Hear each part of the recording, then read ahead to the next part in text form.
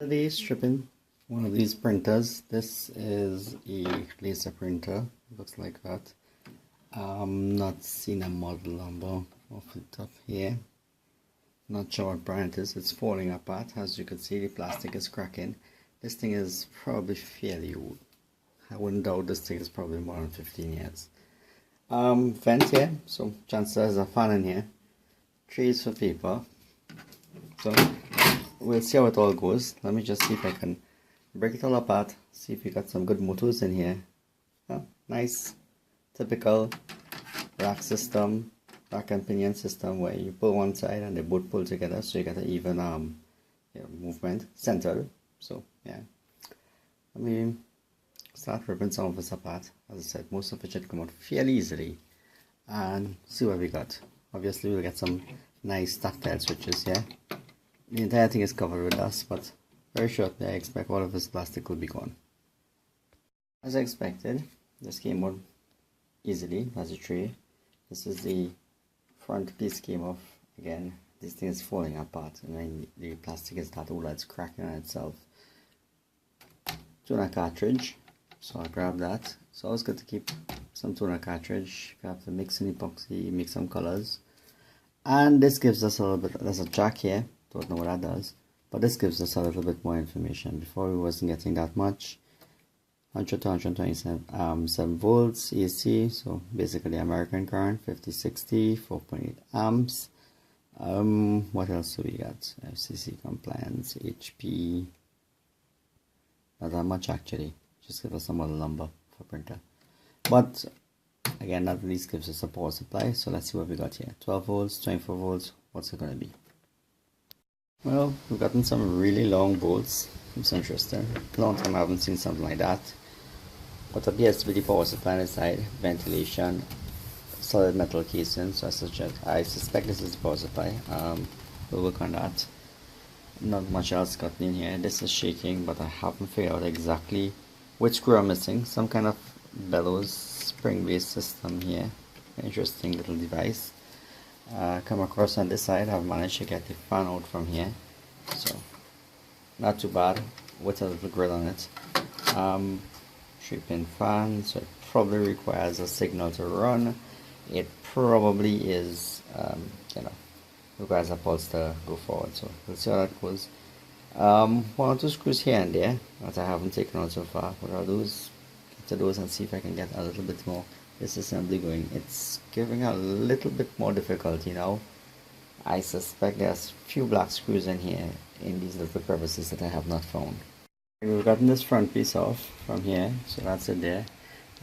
Solenoid, couple of good gears, some actually fairly beefy gears, so it should be interesting. Some more beefy gears in here. Again, should be useful for any little project I'm trying. Nothing like strong gears to help you along. Some serious shafts, as you would expect, but these things, as I've learned, is not stainless steel. They're not bad, but they're not stainless steel. So I'll get in a few more screws and keep going in here, see if I can get this whole gear mechanism out. Bit of an unexpected find. This has got to be useful. This is a spring clutch. It says MSCO-33J-CW. So yeah, 3.7 watts. 23 volts, which seems to suggest this is a 24 volt power supply. Yeah, I'll have a look and see what I can power, what specs I have in it. But yeah, having a clutch, electronic clutch, definitely could be useful. So I've managed to get this piece out and the motor out. Interestingly, the power supply appears to be somewhere else. I thought the power supply was integrated in this whole thing here, but it turns out that this is just the motherboard. There's 3 fairly big chips. This one is HP IR24-002. This one is HP again made IR22-001. So they're different, but probably quite similar functionalities. Who knows? And then this is an NEC Japanese chip. Couple tantalum capacitors, nice neat board. Considering the age of this thing, very neat board. Wires, we'll check and see, maybe it's a straight through, maybe it's two-sided. I expect this may be memory. maybe, I don't know, you could pull up the numbers, at least this and this probably. This is definitely an expandable memory, and it's 3 slots, so clearly there's provision for significant expansion. There's a space for a card, space for another connector. That connector, I think, is this one here that goes across, so that plugs in there, and that controls everything outside of it. Let's just have a look at the other side of the board. Yep, having a look at tin-wise, double-sided board. Does not appear to be anything more than 2 sides.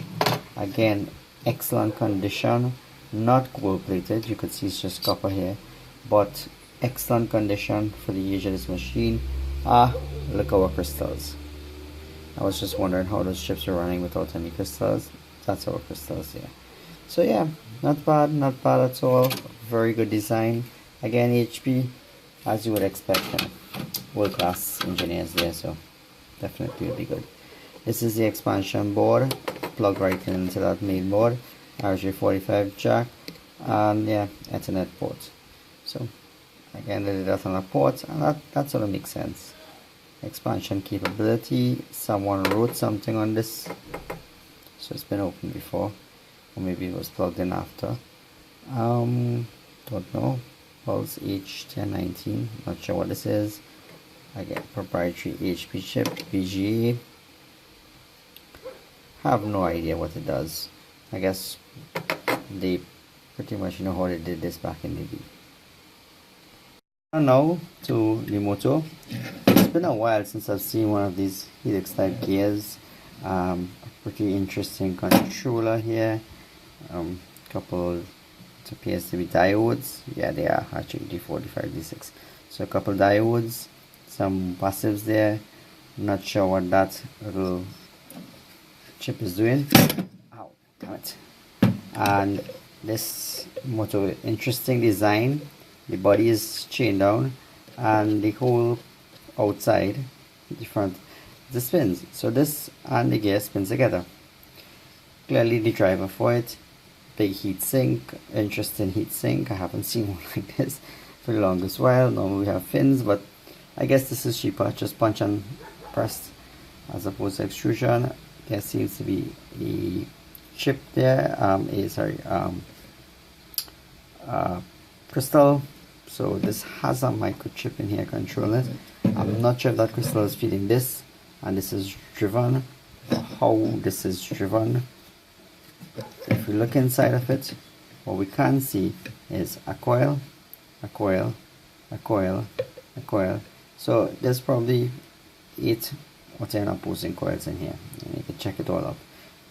If I pull this number up, maybe I can find a way to use it. I'm not sure. Clearly it has a driver already and a heatsink, so question is whether this could be tapped into or not. Interesting nonetheless, very interesting design, that the body in the front stays fixed and the body in the back moves with the gear. Made a bit more progress. I got the whole gear train out. This whole thing is assembled, not going to really disassemble it. There's this big gear that is meshing with the helical gear that we pull out, and that helical gear was fitting in somewhere inside here and meshing on this one and this one. So that's an interesting approach they used. And basically that bottom gear was attached to all the rest here, and this big one is not attached to anything except the actual, most likely, tuner drum. If you look at the output here, some kind of funny little triangular piece that goes in here. So yeah, tuner drum. So that one gear was attached to 2 different things, which turned it. Tuner drum in one place, and the whole mechanism here as a separate thing. Actually, if that wasn't tuner drum, it's probably one of the paper feet. Who knows for sure. Amazing. The whole top of this just lifts off. It's actually just resting. You can see where the marks are, where this black piece on top remained, and where dust collected. So yeah, interesting. What I'm going to do is take off this. There's a top metal plate, there's a bottom plate on there. See if there's any motors or anything. I suspect maybe there isn't, because with the clutch you can use the same motor to drive 2 different things. But let me have a look inside here. Let me see what kind of gears we have, maybe take them out See maybe what this control board does. Basically strip it down to bare bones and probably reassemble it. Could be useful. The straw could be used as, you know, maybe some kind of cash register or something where I can put stuff in and just close it. Not sure how useful it is, but we'll see. Predicted, no motors, roller, little bit of spring, a good bit of gears here. That all fit into this space. Optical sensor, still has this board, but when I turn on the next side, I'll probably get into that. And the plastic broke, as with the rest of it. This thing is very brittle, so it probably doesn't make any sense trying. Look at the next piece of broken plastic here. Doesn't make any sense trying to save anything in this. So I'm just going to go through, strip out the bottom, strip this out. Probably actually take out the gears from this, or maybe just keep it together. Maybe it's more interesting, more useful together. Maybe I can use this. Maybe this plastic, different type of plastic, isn't you know, at the point of failure, and that whole gear train could be of use. So maybe I should just keep it together. Strip the bottom. Nothing much to talk about there. This next piece came off. It's just some little tabs. So basically keep the grounding on it. I'll probably take off the screw. That's stainless steel. Couple resistors here. That's about it. I'm not sure what that is. PCE transistor. Couple micro switches. I guess that ties in with this. When it's at the correct level, essentially the paper would probably be at the correct level. It'll press against one of these springs and touch a micro switch. So yeah, 3 more micro switches. Nothing really much again. So this side had 1 spring in here, so I'm going to knock that out and discard all the rest of it. Let's get to the big piece in the center. One single molded piece of plastic. Definitely a different type of plastic, so maybe it's not falling apart, but I really have no use for it. As you could see, a couple screws all over, and these screws basically will get me this board off. And this board is most likely going to be our power board. I haven't found the processing before. Pretty much reached the end of it. This is the board as expected. It's a power board. Very old school. Incoming main supply here. Some sort of switch here, which was connected with a stainless steel bar coming in. I suspect that went to the tree. So once the tree is open, it goes off, then comes on. Standard fuse, one of these next fuses. I assume some MOVs, actually as a capacitor, capacitor 5, where's the MOV? Maybe it's there, maybe that's the MOV. It's labeled as TH1, I need to check that up, but yeah, that's probably it. It's very old school, high voltage for separation, you can tell. It's a HV section. Some transistors there, heavy heatsink, clearly tried out. Again, it looks high voltage, not too sure. What else? Power going out. This seems to be mains power. It seems to be just going straight out, and that went to the heating element most likely. Again, caps, nothing looked too bad. A variable resistor there. What else? What else can we see? Again, probably the low voltage side of the board. Seems to have separation. A crystal here, interesting. And connectors going all out. So not too bad at all. The other side of the board, like I said, it's just a single-sided board essentially, and 1 processing element, which explains the crystal.